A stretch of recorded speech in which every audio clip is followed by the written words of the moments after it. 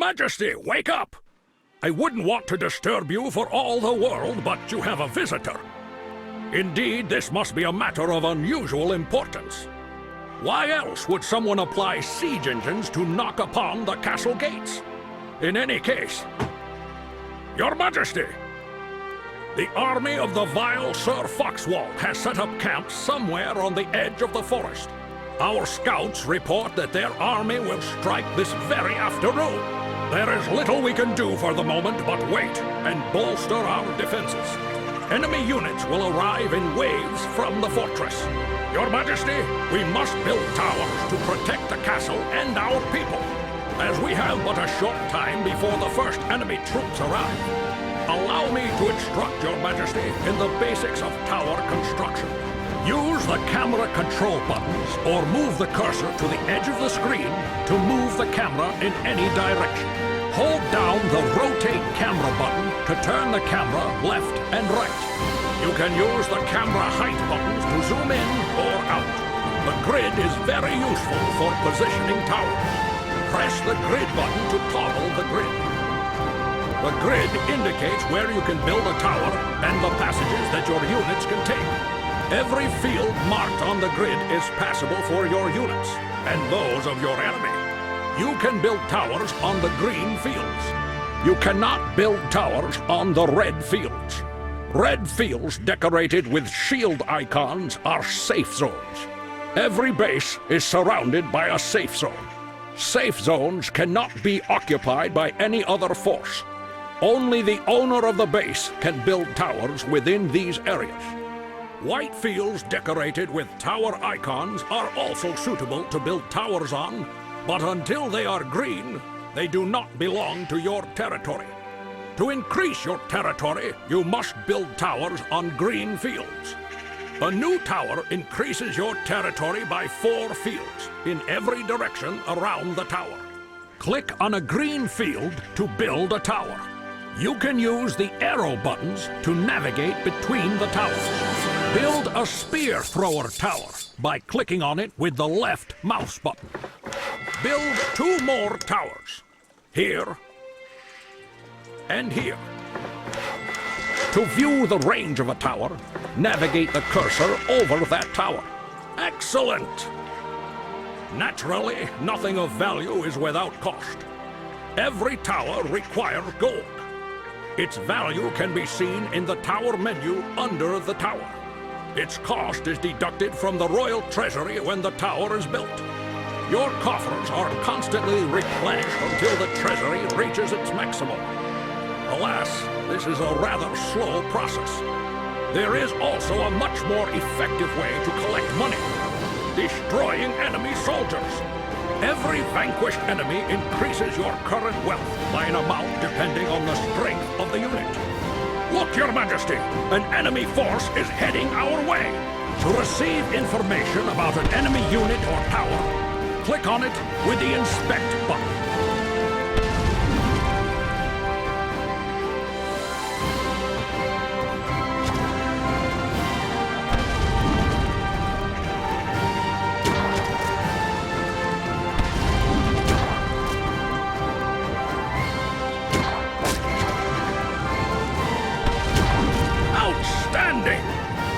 Your Majesty, all you must do is hold out until our armies are ready to launch a counterattack. Build towers as you see fit and protect the royal castle for 2 minutes. Press the fast forward button to accelerate time. On every level, there is a limit to the number of towers we can construct.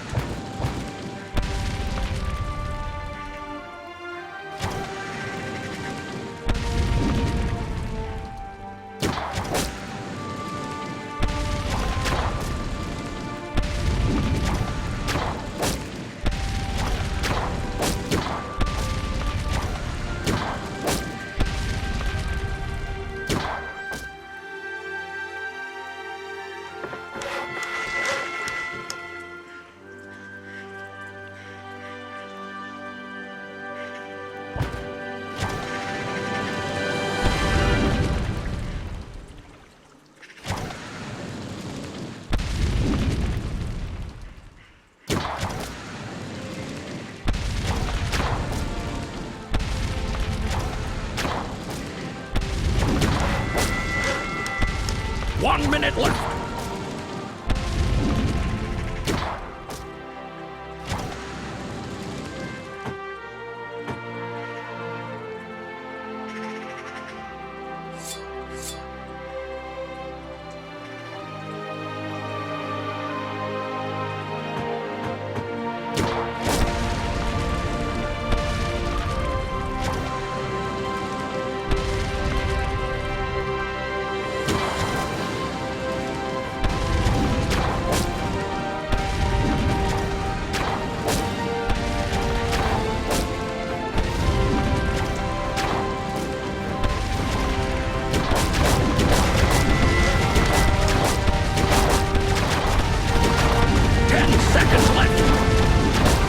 Excellent, Your Majesty! Our armies are ready for the counterattack. To destroy the enemy base, we must take it with our soldiers. Our troops can only move across the field indicated by the grid, and will travel along the shortest route towards the enemy castle. They cannot pass through towers, so they shall have to go around them. You must create a wave of soldiers and send them forth to take the enemy castle. You can place any available unit in a wave in any order you choose. Initially, there can be only 5 units in a wave, but later this size can be increased to 10. Press the right mouse button to open the management menu and select the Unit Management button to assemble a wave. To add a guardsman to the wave, click on that unit with the left mouse button. Click on the unit multiple times to place several such units into the wave. If you would like to place different kinds of units in a wave, simply click on another unit with the left mouse button. Double-clicking on a unit will fill the entire wave with the selected unit. You can use the arrow buttons to navigate between units. When your wave is ready, click on the Send button to send them forth against the enemy base. Excellent! The number of units available at any given time is indicated by a counter. If the counter reaches its maximum, you cannot send forth any more troops until the present ones are destroyed or they reach the enemy castle. Press the Hit Points button to toggle your Hit Points bar. Press the Hit Points button again to toggle your enemy's Hit Points bar. Press the Hit Points button once more to turn off the Hit Points bar. Excellent, Your Majesty! Now it is time we strike back at Sir Foxwall. Send units into the enemy's castle until it is destroyed.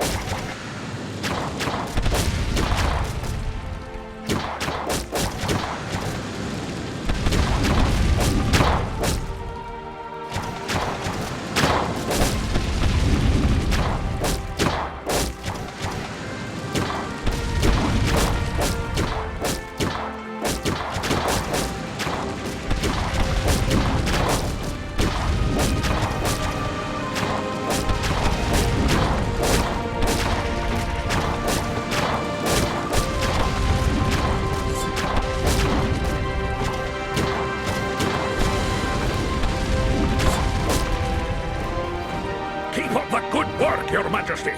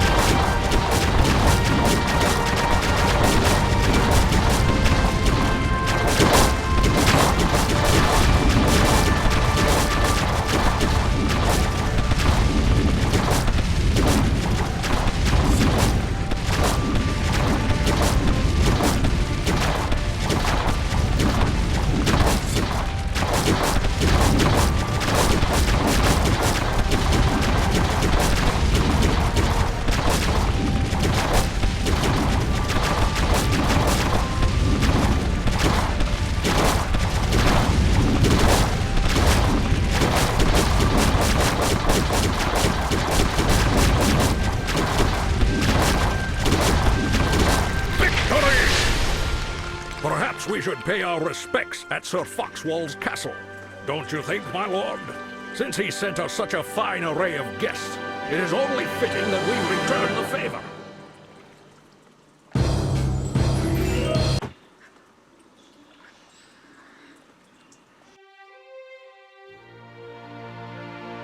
Your Majesty, our forward detachment has returned in the company of a dwarven scouting party, loaded with a barrel of first-rate beer, which they have already tapped in anticipation of your meeting.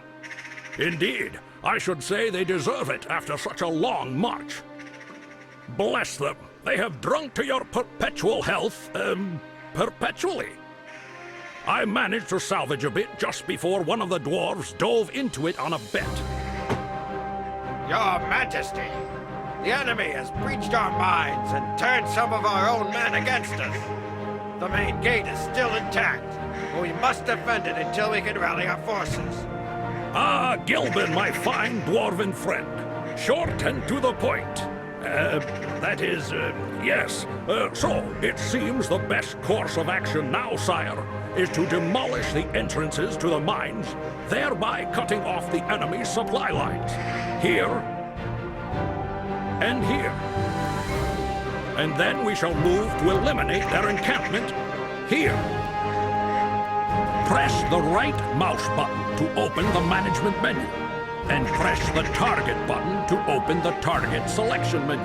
Select your target with the left mouse button. The rally system allows you to determine the route your units will take. With rally flags, you can also designate enemy towers or locations that can be occupied. Your units will visit any place marked by a flag on their march towards the enemy base. There can be only one active rally point at a time. If a rally flag is placed on an unreachable area, the units will ignore it and will instead march towards the enemy base along the shortest route. To place a rally point, click on the desired tile while holding down the rally button. Sire, there are special places where visibility is far better than usual. Such places are called high grounds, and they can be found all over the world. Every tower built on high ground has an increased attack range. High ground is always marked with a blue tile decorated with an eye icon.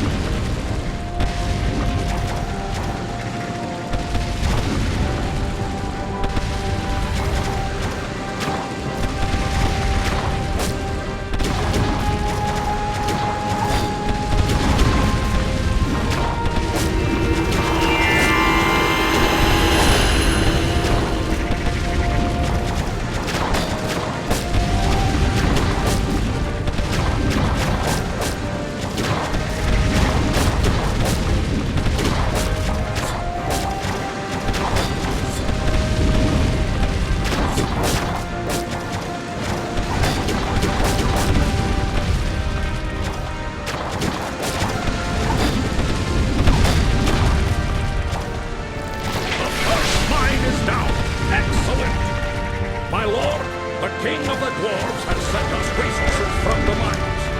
Unfortunately, not all of his troops have yet arrived, but the tower designs and resources that have gotten through shall be more than sufficient to upgrade our armies. Press the upgrade button to access global upgrades. Select the cheaper towers upgrade with the navigation button. Great! With these upgrades, we shall save more money for our royal banquets. To aid our good people.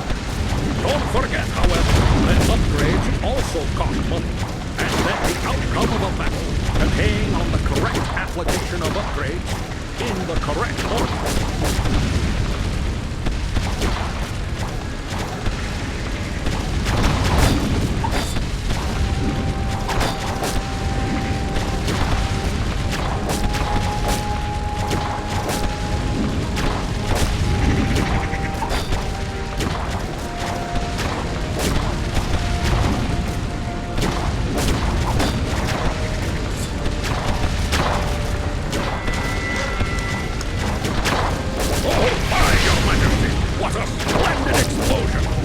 Second mine shaft is collapsed.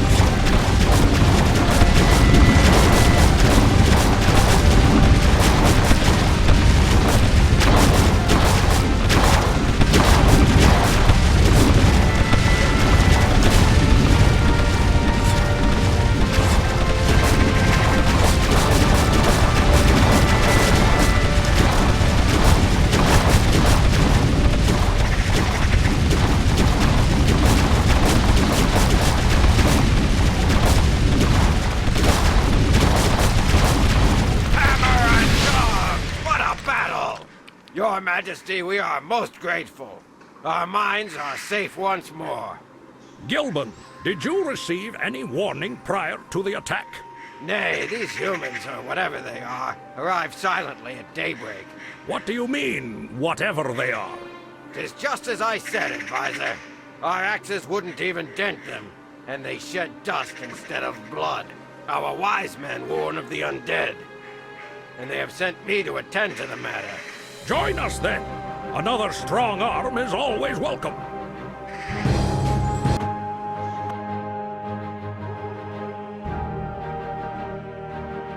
My lord, we have reached Sir Foxwall's castle. The wall...